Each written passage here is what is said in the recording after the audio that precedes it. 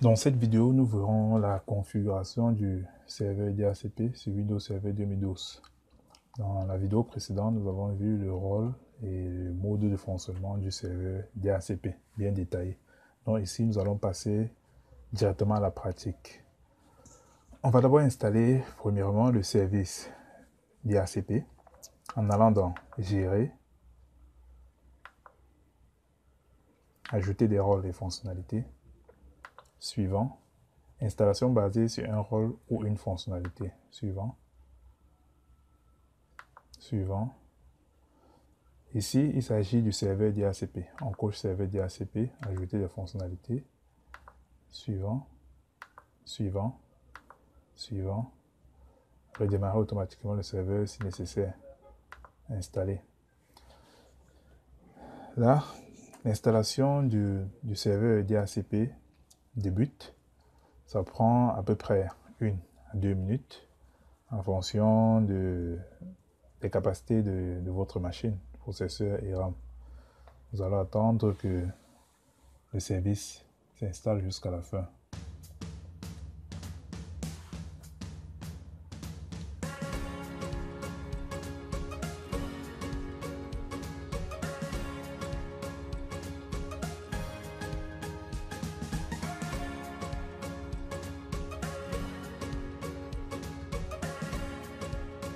Ok, le service étant terminé de s'installer, on ferme la fenêtre.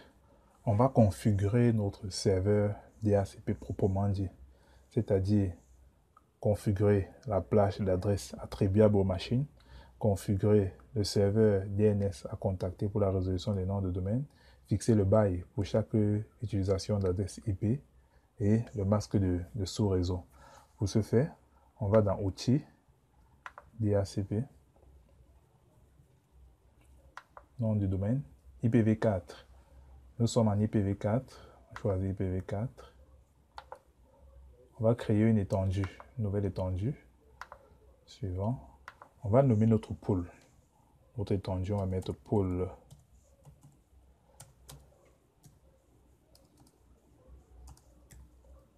Pool LAN. Description, on va mettre LAN Audinet. Suivant. Ici, on va spécifier la plage d'adresse, c'est-à-dire la plage d'adresse qui sera attribuée automatiquement aux machines. On va mettre la 172.31.1.10 à la 172.31.1.250. Donc, ça veut dire que notre serveur DHCP attribuera les adresses de la 31.1.10 à la 31.1.254. Ici, on choisit le masque de sous-réseau. Nous sommes à /24. On choisit 24 ici. Suivant. Maintenant, dans la plage d'adresse qu'on vient d'attribuer, on a la possibilité de réserver certaines adresses. C'est-à-dire dire au serveur DHCP, cette adresse-ci, tu n'attribues à aucune machine.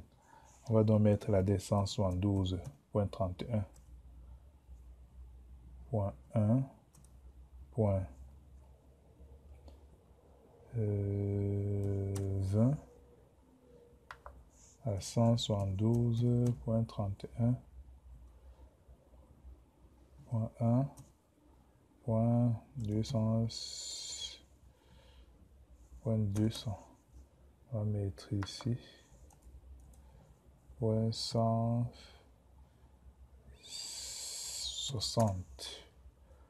On ajoute. On peut également exclure une adresse bien spécifique. Par exemple, l'adresse de notre machine, notre serveur, est la 172.31.1.50 pour éviter que le DHCP puisse attribuer une machine. Dans ce cas, il y aura conflit d'adresse.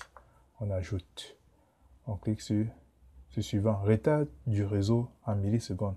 Le retard du réseau en millisecondes, ça veut dire quoi? Ça veut dire le temps que le serveur DHCP doit attendre pour répondre à un paquet DHCP Discover. Suivant. Ici, on spécifie le bail. On va mettre un jour. suivant, suivant. Ici, on ajoute la passerelle, notre passerelle 172.31.1.1. Ajouter, suivant. On ajoute notre serveur DNS 8.8, suivant, oui. On n'a pas ajouté, ajouter.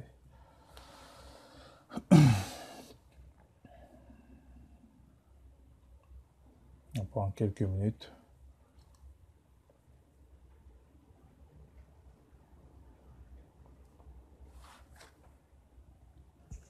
Ok, c'est bon. Suivant.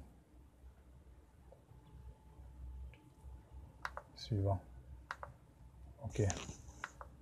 Notre serveur DHCP est ainsi configuré. Maintenant, vérifions si notre serveur est capable d'attribuer attribuer une adresse à une machine dans notre réseau. Ici, nous avons notre machine Windows 7. La première des choses à faire, c'est de configurer notre machine en DHCP client, c'est-à-dire en ayant autorisé l'obtention d'une adresse IP. En cliquant là, valider. Ok, on peut vérifier maintenant l'adresse. C'est bon. On voit bien que le DHCP nous a donné une adresse 172.31.1.53 qui appartient bel et bien à la plage d'adresse qu'on a spécifiée. Pool d'adresse. Ça appartient bien au pool d'adresse de 1 à 10 à 1 à 250. Donc ça veut dire que notre serveur DHCP a réussi à donner une adresse IP. Ça m'a également donné le masque de sous-réseau, ça m'a également donné la passerelle, ça m'a également donné le serveur DHCP en question, c'est-à-dire notre machine Windows Server. Ça m'a également donné le serveur DNS. Donc, on peut bien dire que notre serveur DHCP fonctionne correctement et bien. On peut également vérifier sur une machine Ubuntu.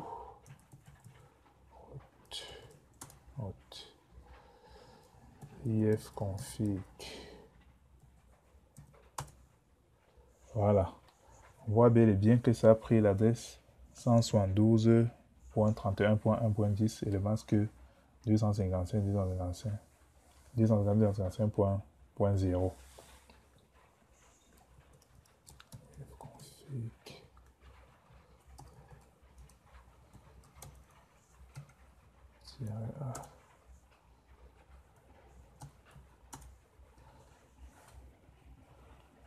Ok, tout fonctionne correctement et bien.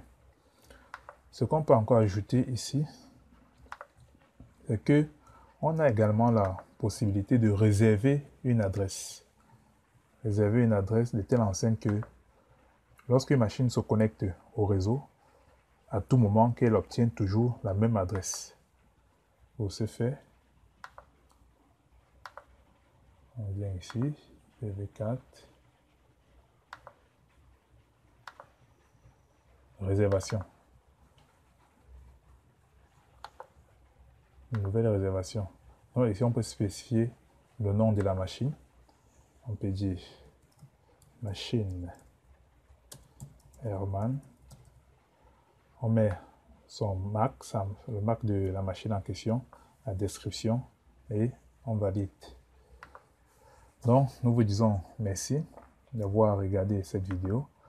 Nous vous invitons à vous abonner si ce n'est pas encore fait pour bénéficier d'être notifié lorsque nous mettrons nos prochaines vidéos en ligne.